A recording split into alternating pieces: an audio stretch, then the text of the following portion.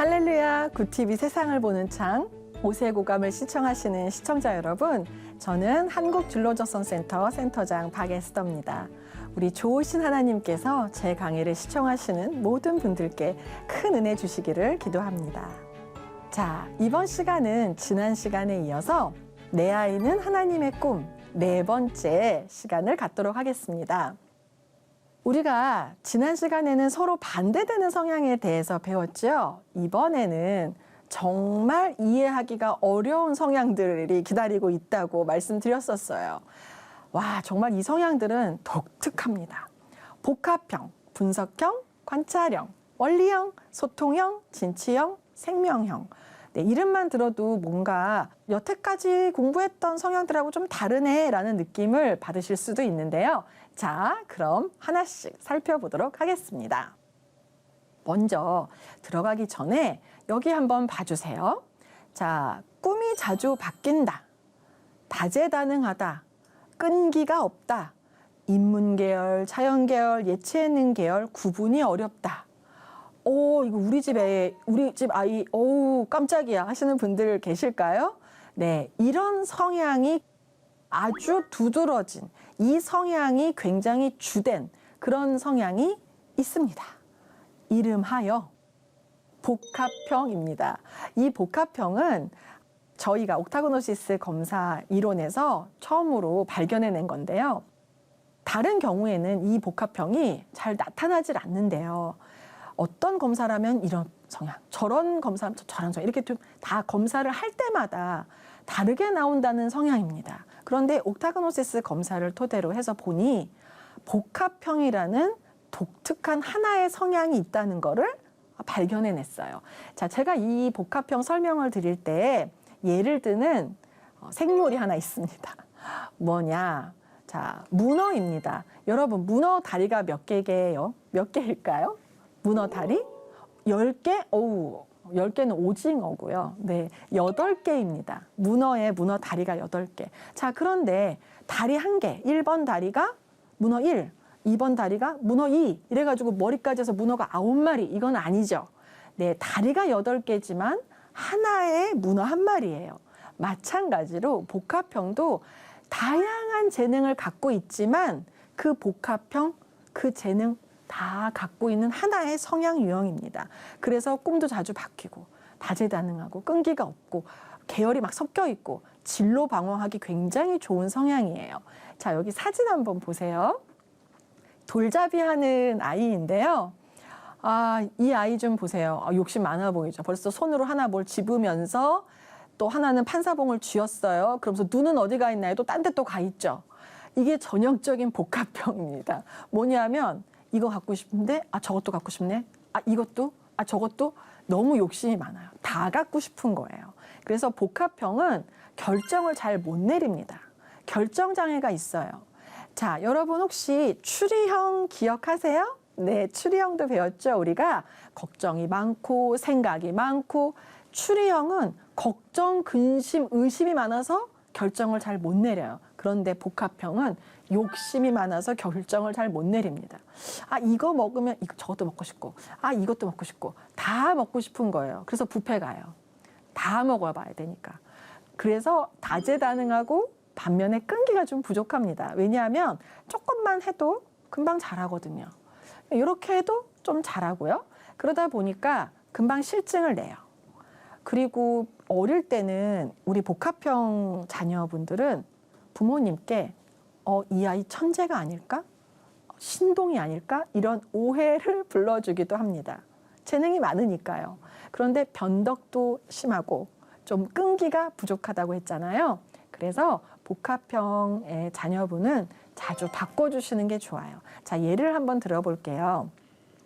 우리 전에 배웠던 규범형 성향의 아이들은 딱 틀이 정해지고 법, 규칙이 중요하다고 했죠. 자주 바뀌는 거 별로 원하지 않는다고 했어요. 자, 복합형은 자주 바뀌어주는 게 좋아요. 규칙이 정해져 있고 틀에 박힌 거 조금 불편해합니다.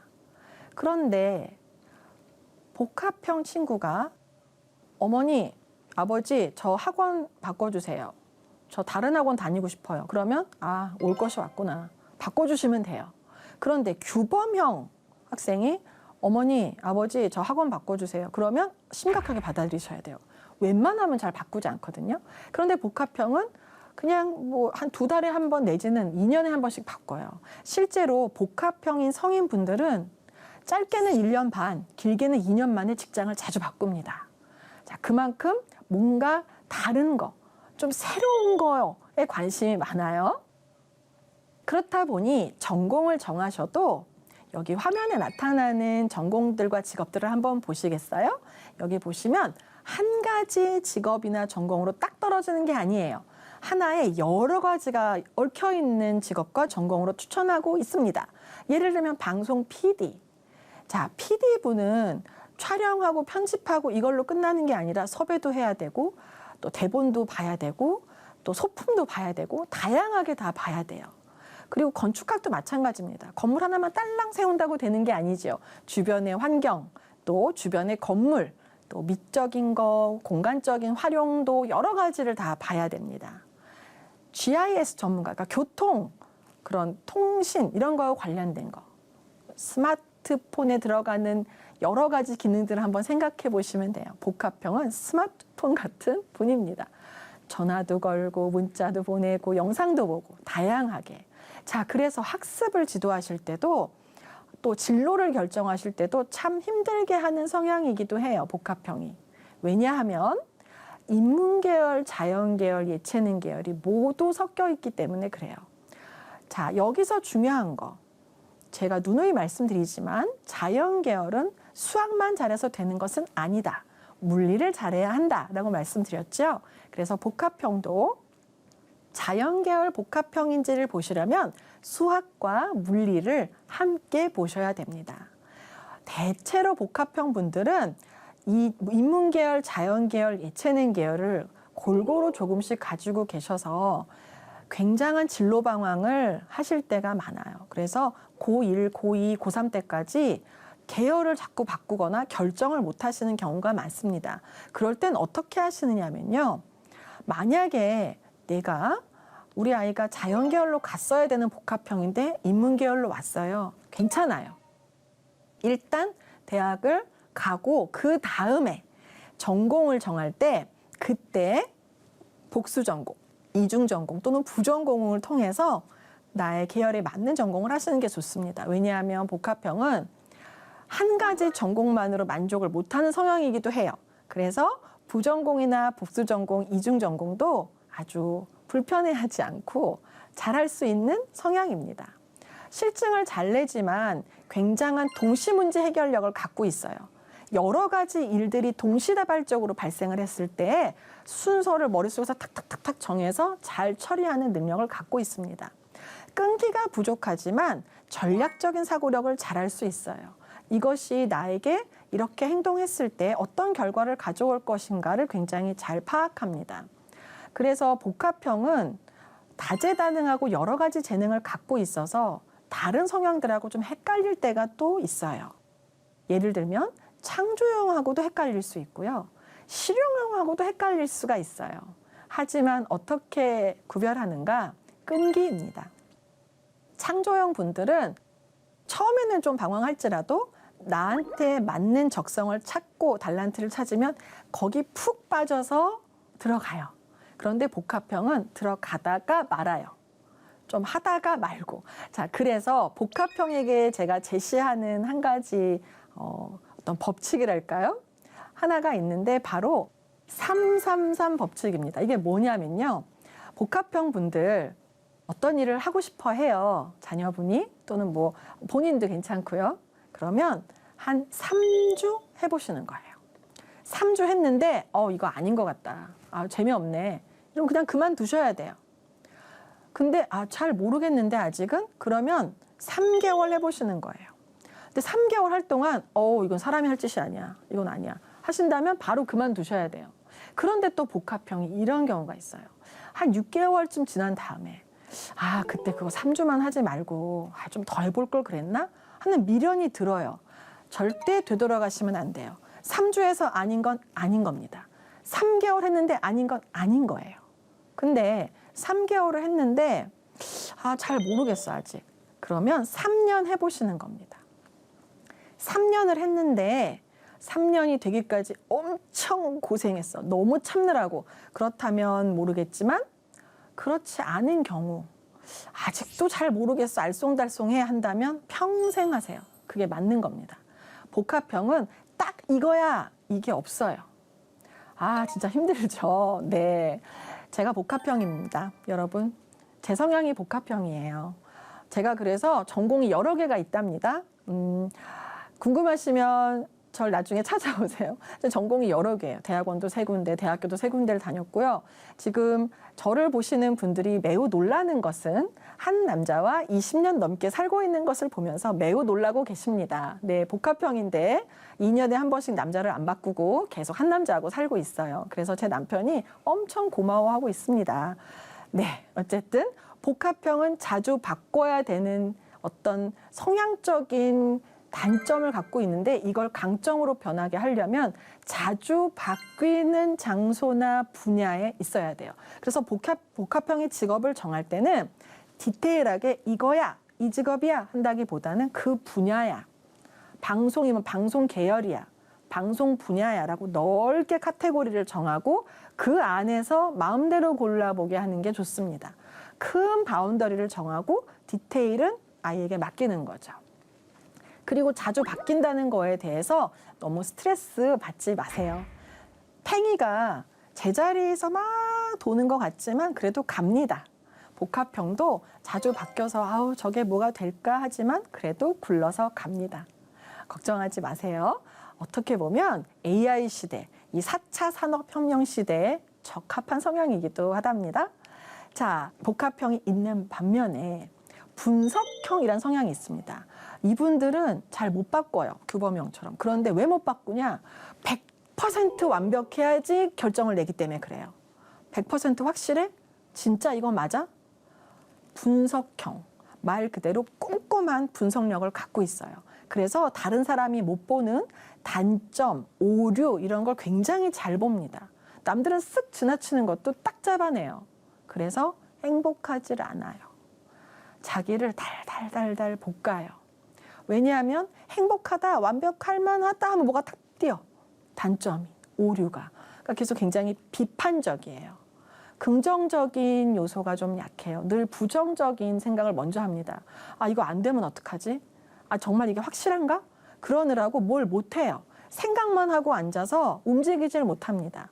자, 아까 결정 잘 못한다는 성향이 있었죠? 복합형, 욕심이 많아서, 추리형, 걱정이 많아서. 분석형도 결정을 잘 못하는데 왜냐하면 완벽하지 않을까 봐. 그래서 결정을 잘 못해요. 제가 어느 학교에서 이제 이렇게 옥타고노시스 검사를 하고 강연을 하는데 어떤 선생님이 그러시는 거예요. 아, 맞아. 우리 반에 그 아이 분석형이네요. 왜 그러신가요? 하고 여쭤봤더니 시험 보면 그렇게 뭐 하나 틀렸다고 울어요. 그리고 밥도 안 먹어요. 속상해가지고. 근데 우리 반의 또 다른 운동형은 찍어서 맞췄다고 아싸 찍었는데 맞췄어 막 이렇게 좋아하는데 분석형은 야 찍은 것도 맞은 거냐 틀린 거지 이러면서 울어요. 너무 안타까워요 하시더라고요. 네, 분석형은 내가 놓친 거에 너무 연연해요. 완벽했어야 되는데 그래서 목표 지향적입니다. 근데 그 목표가 너무 높거나 너무 낮아도 안 돼요. 왜냐하면 분석형은 우월감과 열등감을 오르락 내리락 합니다. 창조형의 감정 기복과는 좀 달라요. 창조형은 기분이 좋았다 나빴다라고 한다면 분석형은 나 천재인가 봐 이랬다가 바보. 이렇게 우월감과 열등감으로 왔다 갔다 합니다. 단점보다 장점을 많이 보게 해주셔야 돼요. 그리고 중요한 것, 3글자 명심해 주세요. 자, 한번 따라해 볼게요. 저랑. 오랜만에 한번 따라해 봅시다. 자, 괜찮아. 시작. 괜찮아. 한 번만 더 할게요. 괜찮아. 네, 괜찮아요. 틀려도 괜찮아요. 늦게 가도 괜찮아요. 못하면 어때요? 괜찮아요. 스스로에게도 또 부모님도 아이에게 괜찮아. 괜찮아라고 꼭 얘기해 주시고 마음을 편안하게 해주시는 게 좋습니다. 이 분석형의 성향이 저희 집에도 있어요. 제 남편인데요. 제 남편은 이제 목사입니다. 그런데 분석형이 굉장히 강해요. 그래서 완벽해야 되거든요. 그래서 간만에 조카들을 데리고 이제 외식을 한다. 그럼 다른 집에서는 고모부가 또는 이모부가 밥을 밖에서 사주신대. 와, 신난다. 외식한다. 이렇게 생각할 수 있는데 우리 집 조카들은 또 이런 표정을 지어요. 또 왜 그럴까요? 뒤였어. 이 분석형 고모부에게. 왜 그러냐면요. 분석형 완벽해야 된다고 했잖아요. 조카들 데리고 모처럼 밥을 먹으러 가요. 바깥에서 먹어요. 검색을 합니다. 검색창에 방배동 맛집 줄 서서라고 검색을 해요. 일단 맛있어야 되고 맛있으려면 줄을 설 테니까. 그래서 딱 뜨면은 그걸 또 다 비교해요. 리뷰를 다 비교하고 전화 걸어보고 다 알아봐요. 그럼 벌써 시간이 훌쩍 지나가죠. 그럼 조카들이 그래요. 고모, 우리 밥 언제 먹어요? 배고픈데. 조금만 참아. 그 컵라면인데 컵라면으로 좀 요기하고 있어. 금방 끝나. 아무리 기다려도 안 끝나. 그러다가 다 맞춰보고 이제 찾았어. 얘들아 이제 갈 거야. 전화를 딱 걸어요. 여보세요? 네, 우리가 지금 6명이 갈 건데요. 죄송합니다, 손님. 저희 마감했습니다. 이럴 때가 너무 많아요. 그래서 저희 조카들은 고모부가 외식하재. 그럼 또 왜? 이런 표정이 자연스럽게 나옵니다. 그렇게 분석형은 완벽해야 돼요. 뭘 하나 하든지 완벽해야 됩니다. 자, 이런 분석형, 이 꼼꼼한 분석형들한테 적합한 직업과 전공은 무엇일까요? 네, 역시 꼼꼼함을 요구하는 기자, 언론인, 평론가, 컨설턴트 이런 쪽이 잘 맞아요. 자, 여기 위패감별사라고 있는데요. 이거 요즘에는 디지털로 많이 하기도 한다고 하는데 아직도 사람의 눈이 필요할 때가 있다고 합니다. 위패감별사는 가짜 돈, 그러니까 이거는 범죄에 쓰일 수 있는 나쁜 돈이죠. 네, 가짜 돈, 위패를 분별해내는 거예요. 자, 여기서 제가 또 퀴즈 하나 드려볼게요. 위패감별사는 가짜 돈부터 본다. 들어가면 이제 입사를 하면 가짜 돈부터 본다. 손 한번 들어보세요. 가짜 돈만 볼 거다. 내 손 내리시고 아니야. 진짜 돈만 볼 거야. 먼저는 진짜 돈만 볼 거야. 손 한번 들어보세요. 네. 자, 진짜 돈만 본다. 손 드신 분 정답. 네, 진짜 돈만 봅니다. 여기에 굉장히 성경적인 논리를 제가 찾았어요. 여러분, 이분들 말씀하실 때 진짜를 오래 보면 한 몇 년 보신대요. 진짜를 오래 보면 가짜가 탁 들어와도 금방 가짜가 분별이 된답니다. 우리도 마찬가지죠. 신앙도 진짜인 성경책을 진짜만 계속, 진짜인 이 말씀, 하나님 말씀만 계속 본다면 이단, 그까짓거 들어와도 금방 우리가 분별해낼 수 있겠죠. 이거 잘못된 사상이야. 마찬가지로 이 위패감별사도 집회를 진짜 집회만 몇 년을 본대요. 굉장히 성경적이다 생각이 들었어요. 우리도 성경 말씀, 그 진짜만 열심히 보도록 합시다. 네, 자, 그렇다면 이 분석형 아이에게 적합한 학습 지도는 무엇인가? 레코딩 공부법이라고 녹음을 하는 거예요. 왜냐하면 워낙 꼼꼼하다 보니까 선생님의 말을 다 받아 적거든요. 놓치는 게 너무 불안해요. 딱 쓰면서 선생님 웃음, 괄호, 하하. 선생님 침 몇 방울 트셨음, 나 맞음. 다 쓰는 거예요. 근데 만약에 내가 못 들어. 친구가 야, 그거 좀 줘봐봐. 그럼 못 들었어. 이 소리, 친구 말소리에 너무 짜증은 나는 거예요. 그래서 가능하면 선생님께 한번 여쭤보고 허락을 하시면 좀 녹음을 하는 것도 한 방법이고요. 그리고 좀 놓쳐도 괜찮다라는 마음을 갖게 해주셔야 돼요. 괜찮아. 사소한 것까지 너무 그렇게 안 해도 돼. 왜냐하면 분석형은 눈앞의 거. 너무 작은 것만 보다가 큰 걸 못 봐요. 그래서 헛똑똑이, 허당이라는 말도 듣습니다. 분석형이 기본적으로 공부를 못하는 성향은 아니에요. 하지만 너무 달달달달달달 자기를 볶는 성향이죠. 그래서 오답 분석력이나 비판력, 논리력은 굉장히 좋은데 틀렸을 때 오는 스트레스, 이 마음을 편안하게 해주는 게 분석형에게는 공부도 직업도 중요하지만 마음 편안하게 해주는 것이 가장 중요합니다. 자기주도 학습이 어느 정도 되는 친구들이에요. 예습, 복습 다 괜찮습니다. 예습도 먼저 해도 좋고 복습 해도 좋고요. 공부를 그렇게 못하고 싫어하는 성향은 아니에요. 다만 이 마음이 늘 불안하다는 거, 완벽해야 된다는 거, 이것만 좀 잘 다듬어 주시면 좋겠어요. 괜찮아 하시면서요. 자, 그러면 이제는 좀 다른 성향인데요. 엄청 느린 성향입니다. 정말 굉장히 느려요. 걸음도 느리고 말도 느리고 밥도 굉장히 천천히 먹는 아주 느린 성향이 있습니다. 바로 관찰형인데요. 이분들은 재능이 눈에 있어요. 관찰력이 굉장히 좋아요. 제가 최재천 교수님 한번 저희 옥타그노시스 검사하셨는데 관찰형이라고 하시면서 내 관찰력이 너무 좋다고 산에 다 같이 가도 내 눈에만 뱀이 보여. 이러시는 거예요. 뱀이 너무 잘 보인대요. 자, 그렇게 관찰력이 굉장히 좋으신데 자연 친화력, 자연이나 환경 이런 쪽에 좀 다른 분들보다는 좀 더 재능적인 요소를 그 분야, 그런 능력을 발휘하실 수가 있습니다.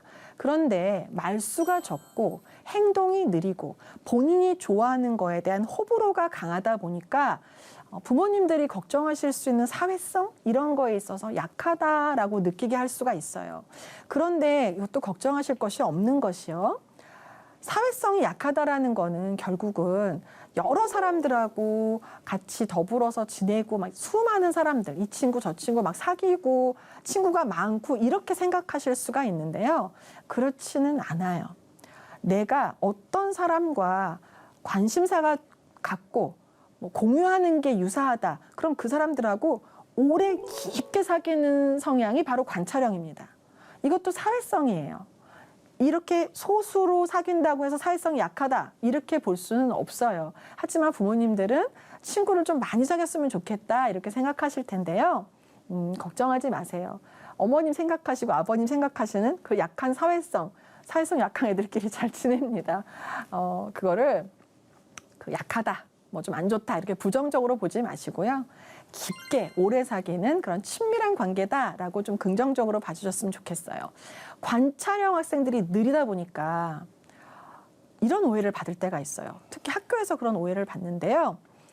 선생님이 무슨 말씀을 하셨는데 대답을 안 하고 있어. 얘가 날 무시하나? 이렇게 생각할 수가 있는데요. 아니에요. 여기 뱃속에서부터 좀 답이 올라오고 있어요. 천천히, 아주 느리게 계속 올라오고 있어요. 근데 선생님이 그걸 못 기다려 주시는 거죠.